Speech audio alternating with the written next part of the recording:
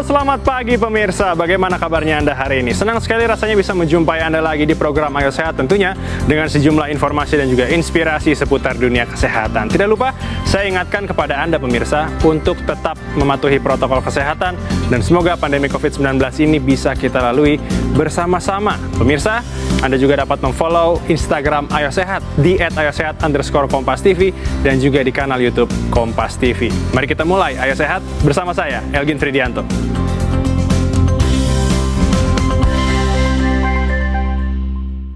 Pemirsa, jika Anda kerap merasa sulit tidur tidak tenang, dan sering terbangun di pertengahan malam, bisa jadi Anda termasuk salah satu penderita insomnia. Umumnya, insomnia yang dialami seseorang bisa berlangsung beberapa hari saja, bahkan hingga 2 atau 3 minggu. Namun, pada kasus yang kronis, insomnia bisa bertahan lebih lama lagi. Lalu, seperti apa mengenali insomnia? Berikut informasinya untuk Anda. Pemirsa, pandemi virus corona yang berlangsung lebih dari setahun ini telah mengubah aktivitas. Salah satunya membuat istirahat malam yang nyenyak jauh lebih sulit bagi banyak orang. Perubahan itu memicu lonjakan kasus insomnia di seluruh dunia. Melansir dari laman kompas.com, beberapa ahli menemukan istilah coronasomnia atau COVID-somnia. Ini adalah fenomena yang melanda orang-orang di seluruh dunia yang mengalami insomnia terkait tekanan hidup selama COVID-19. Penderita insomnia di Inggris melonjak dari 1/6 penduduk menjadi 1 dari 4 penduduk. Begitu juga dengan Tiongkok selama lockdown. Angka insomnia naik dari 14,6% menjadi 20%. Sementara pencarian kata insomnia di laman situs Google naik 58% dibandingkan waktu yang sama sebelum pandemi. Insomnia adalah gangguan menjaga mutu tidur. Gejalanya antara lain sulit memulai tidur, mudah terbangun saat tidur, dan sulit tidur kembali. Mudah tidur tapi bangun terlalu dini, lalu bisa tidur, namun tidak mencapai fase tidur dalam atau nyenyak. Akibatnya saat bangun tidur, penderita insomnia merasa lelah dan mengantuk. Konsekuensinya, saat beraktivitas pagi hingga siang, sering mudah mengantuk dan mudah marah. Jika insomnia berlangsung dalam jangka panjang, maka rentan menimbulkan penyakit degeneratif seperti jantung dan stroke. Orang dewasa membutuhkan waktu tidur minimal 7 hingga 9 jam setiap malamnya. Kurangnya waktu tidur akan berdampak serius pada kesehatan kita, seperti sistem kekebalan tubuh yang melemah, meningkatkan berat badan, risiko diabetes meningkat, dan mempengaruhi kesehatan mental. Lalu bagaimana cara yang tepat mengatasi insomnia? Temukan jawabannya di Ayo Sehat. Pemirsa, insomnia atau gangguan tidur ini bisa menyerang siapa saja, tak terkecuali selebritas, baik selebritas Indonesia maupun internasional. Di balik glamor dan hebohnya sorotan kamera, beberapa selebritas yang terlihat bugar ternyata juga mempunyai gangguan tidur ini. Siapa sajakah selebritas dunia yang pernah mengalami insomnia? Berikut informasinya untuk Anda.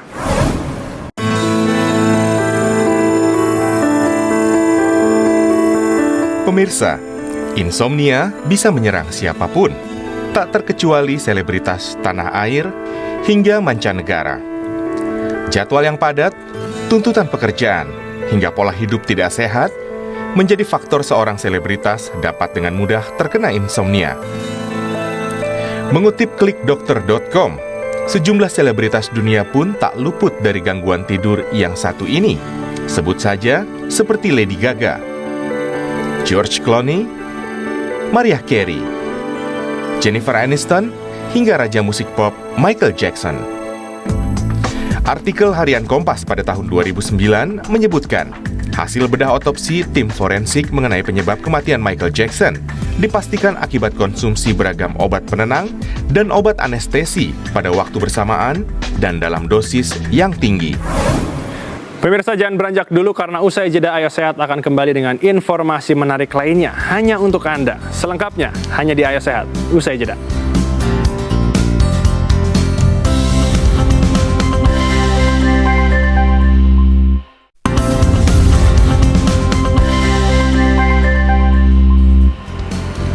Terima kasih pemirsa, Anda masih menyaksikan program Ayo Sehat. Nah, berikutnya pemirsa, saya akan bersama dengan dokter praktisi tidur, akan membahas dan juga akan menjawab beberapa pertanyaan dari netizen yang sudah dikumpulkan tentunya di Instagram Ayo Sehat. Penasaran seperti apa? Berikut wawancara saya dengan dokter praktisi tidur. Halo pemirsa, saat ini saya sudah bersama dengan Dr. Andreas Prasaja, dokter praktisi kesehatan tidur. Dan kita hari ini akan menjawab beberapa pertanyaan netizen, dok. Oke. Kita santai aja sekarang. Ada beberapa pertanyaan netizen yang sudah masuk melalui Instagram Ayo Sehat di @ayosehat_kompas_tv. Nah, kita langsung aja kali ya, dok ya. Oke. Nah, untuk yang pertama nih dari @Mas Hadi. Ada temanku yang awalnya dari kebiasaan nggak tidur kalau malam. Jadi keterusan sampai sekarang. Kira-kira ini gimana ya, dok? Kebiasaan tidak tidur. Betul. Yang mesti dimulai, dibiasakan tidur lagi. Oke, kalau Ya. seperti itu biasanya gangguan-gangguan seperti apa sih, dok, yang dialami? Gini, gangguan yang dialami biasanya masalah circadian rhythm disorder seperti ini ya. Mungkin ya kita tidak tahu karena Ya. harus kita lihat case by case kebiasaan tidak tidurnya kenapa. Apakah karena kesulitan tidur ataukah karena aktivitas, kegiatan dan lain sebagainya ya. Yang bisa kita lakukan adalah kita nilai terlebih dahulu apa penyebabnya. Dan ya tentu kita minta tidur dulu. Oke. Artinya ya bisa tidurnya jam berapa? Ya kan? Kalau Baik. bisa tidurnya jam 4 ya udah silakan jam 4 pagi gitu. Nanti kita atur jadwalnya dan lain sebagainya. Ya, tapi pada prinsipnya sih ya mulai tidur terlebih dahulu. Baik, biarpun itu jam 4 pagi tadi kalau kata dokter Yes. ya. Oke, pertanyaan berikutnya dokter dari Abel Skina. Dada saya sakit sehari 4 jam. Maksudnya dia 4 jam tidurnya, dadanya sakit saat bangun. Itu gimana ya, dok ya? Apakah ada hubungannya? Kemungkinan ke arah sleep apnea ya, karena Oke. kalau sleep apnea seseorang itu mendengkur, nah kemudian mengalami sumbatan pada saluran nafas, dia berhenti nafas gitu, jadi kayak kecekik kan, jadi Betul. nah gerakan nafasnya kan jadi hebat nih. Baik. Nah gerakan nafas yang hebat inilah yang biasanya mengakibatkan nyeri dada, sakit dada ya, nanti akan diikuti dengan seperti itu terus berulang sepanjang malam ya, tentu saja otot-otot dada akan, otot-otot pernafasan ekstra akan ya sakit. Oke, nah bicara soal tadi mungkin lebih ke arah mirip ngorok ya, dok ya. Nah, ada pertanyaan nih dari @Kristonov. Cara biar nggak ngorok gimana, dok? Ini agak unik ya. Biar nggak ngorok, mungkin agak terganggu mungkin orang yang tidur bersama Mas Iya. @Kristonov ini kayaknya. Karena gini, kalau soal ngorok kita tidak pernah peduli dengan suaranya, sorry. Yang penting bagi kami adalah bagaimana fungsi-fungsi nafas pada saat tidur. Baik. Bukan suaranya keras atau pelan atau gimana, tapi fungsi nafasnya, fungsi jantungnya pada saat tidur. Nah, itu sebabnya kalau pada masalah mendengkur kita harus periksakan dulu. Ya, di laboratorium tidur kita punya alat-alatnya, merekam selama tidur, pemeriksaan tidur atau sleep study namanya. Nah, kita lihat fungsi nafas, fungsi jantungnya terganggu atau tidak. Oke. Kalau tidak terganggu, abaikan. Kapan harus diperiksakan? Pertama, kalau mendengkur sudah disertai dengan rasa kantuk yang berlebih, hypersomnia namanya. Jadi bangun kok masih nggak segar, masih ngantuk gitu. Dan ini gejala awalnya. Baik. Ya. Jadi kalau di negara-negara maju gitu ya, di dalam pelatihan saya waktu itu, pendengkur itu tidak boleh berkendara Oh gitu. karena menyebabkan hypersomnia. Berkendara dalam kondisi mengantuk lebih berbahaya dibanding mabuk. Baik. Berikutnya nih, dok, dari @Glenis Inos. Tidur harus goyang-goyang kaki nih, yang ngegantung di kasur baru bisa tidur. Gimana nih, dok? Nah, ini gimana, dok nih? Mungkin ya, kita tidak tahu, mungkin kebiasaan saja ya, tapi yang perlu diwaspadai adalah ada penyakit tidur yang namanya restless leg syndrome. Baik. Bahasa Indonesianya adalah sindroma tungkai gelisah, di mana seseorang kalau mau tidur tuh kakinya nggak enak, nggak nyaman. Nah, sulit diungkapkan dengan kata-kata, bisa kesemutan, bisa sakit, pegel, panas, dingin, dan lain sebagainya, yang khas hanya bisa hilang rasa tidak nyaman ini kalau digerak-gerakan. Nah, gerak-gerakan, udah enakan mau tidur, muncul lagi nggak enak, jadi mesti gerak-gerak lagi.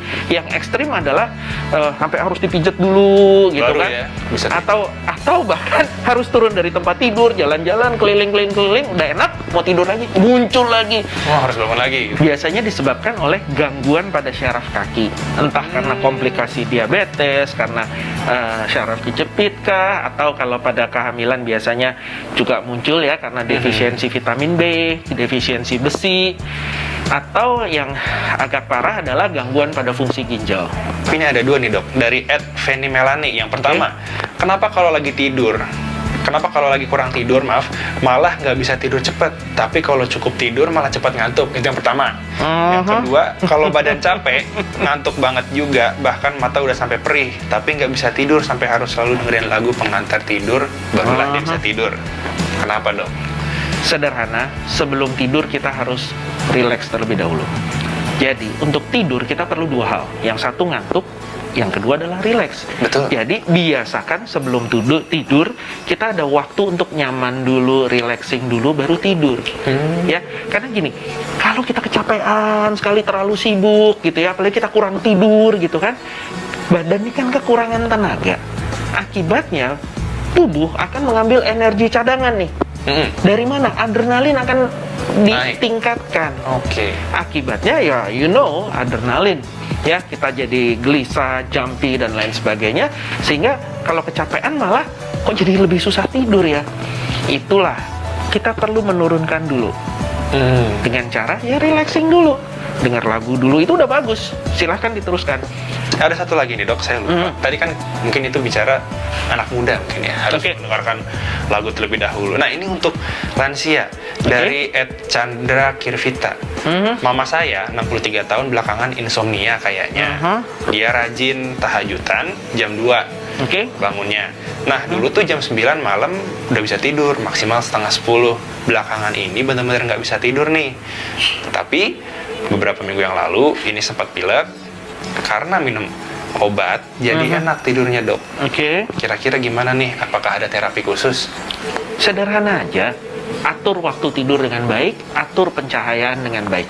Karena gini, pada lansia biasanya itu gangguan tidurnya, insomnianya tuh agak unik, yaitu jam tidurnya jadi maju. Iya betul. Circadian rhythm disorder tipe advanced sleep phase. Jadi yang muda-muda biasanya jam 10, jam 11, ada yang jam 12. Nah ini jam 8 udah ngantuk, ditahan-tahan jam 9 tidur gitu kan, atau jam 7 bahkan sudah mengantuk, dan di tengah malam terbangun. Nah biasanya tengah malam bangun setelah tahajud dan lain sebagainya jadi sulit tidur kembali karena tidurnya udah cukup. Nah kalau pada kasus ini kan sudah biasanya tidur jam 9, nih ada gangguan sehingga sulit tidur gitu ya. Kalau dari saya, pencahayaan harus diatur. Jadi irama siang dan malam nih harus diatur. Dibedakan aktivitas siang, aktivitas malam, kemudian pencahayaan siang dan malam nih harus dibedakan. Misalkan kalau di siang hari ya harus terang benderang, ekspos cahaya, bila perlu di pagi hari dalam tanda kutip jemuran dulu gitu sekitar 15 menit. Ini akan sangat membantu untuk proses tidur di malam harinya. Baik. Berarti memang istilahnya ngomong kasarnya ya, capek dulu pagi sampai siang sampai sore, malamnya barulah diistirahatkan ya dok ya. Baik. Nah dok, terima kasih nih untuk tanya jawab netizennya. Pemirsa jangan beranjak dulu karena habis ini saya dan juga dokter Andreas nih akan terapi ya dok ya, mempraktekkan terapi tidur seperti apa. Jangan beranjak dulu, ayo saya akan segera kembali usai jeda.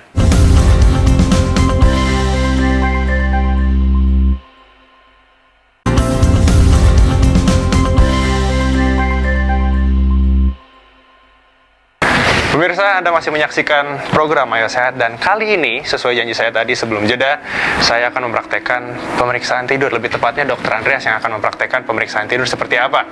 Silakan dokter Andreas. Jadi inilah pemeriksaan tidur. Pemeriksaan tidur, nama alatnya adalah polisomnografi, sering kita singkat PSG. Nama populernya adalah sleep study atau dilakukan di laboratorium tidur atau sleep lab. Nah, yang dilakukan sebenarnya tidak ada yang berbeda. Kita hanya merekam fungsi-fungsi tubuh. Bedanya adalah kita merekam fungsi tubuh pada saat tidur. Ya, gelombang otak, gerakan bola mata, fungsi-fungsi nafas, fungsi-fungsi jantung, sampai gerakan kaki, itu semua kita rekam semua sepanjang malam. Itu yang membedakan. Baik. Karena kalau pemeriksaan kedokteran kan biasanya cuma snapshot sesaat. Nah, kalau kita lakukan sepanjang malam dan sekaligus. Nah, itulah makanya ada polisomnografi. Ya, polisomnografi ada banyak tipe. Sekarang sudah dikembangkan ini yang tipe 1 yang paling lengkap, ada tipe 2, ada tipe 3, tipe 4 yang bisa dilakukan di rumah atau di apartemen atau di mana gitu ya. Ya tentu saja tidak selengkap yang di laboratorium tidur. Nah, pemeriksaan tidur itu juga macam-macam. Ini pemeriksaan tidur standar, overnight sleep study. Biasanya kita lakukan untuk masalah sleep apnea, mendengkur. Nah, tapi ada juga yang kita lakukan di pagi hari. Nah, itu untuk curigaan narkolepsi. Oke. Ya, jadi seperti yang kemarin sempat kita bahas sindroma putri tidur. Nah, itu harus diperiksa di pagi hari untuk melihat, wah di pagi hari bagaimana nih ngantuknya. Biasanya dari pagi sampai sore kita minta pasien untuk tidur siang sebanyak 5 kali. Nah, kalau untuk pilot setiap tahun tuh seharusnya kita periksakan namanya maintenance of wakefulness test. Jadi kita lihat seberapa kuat sepanjang hari tetap terjaga. Oke. Makanya Itu. harus dilihat ya, Dok ya. Apa? Iya. Pilot. Benar. Oke, silakan dimulai. Mari kita mulai.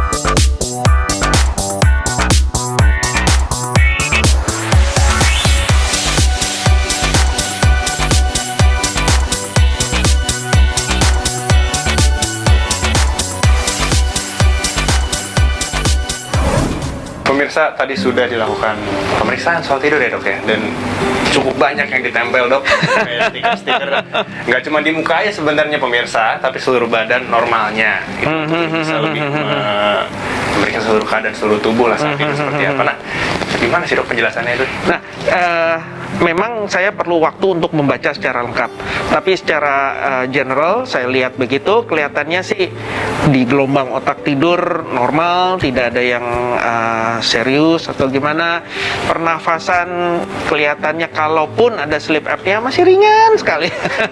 Ya, Agak dikit-dikit ya. berarti ya? dikit-dikit lah, tapi ya nanti baru kita tahu pasti ya, karena kita harus hitung itu semua. Baik. Berapa kali henti napasnya setiap jam, kemudian penurunan kadar oksigennya naik turunnya gimana, kerja jantungnya gimana, itu akan secara detail laporan, biasanya itu satu map sendiri.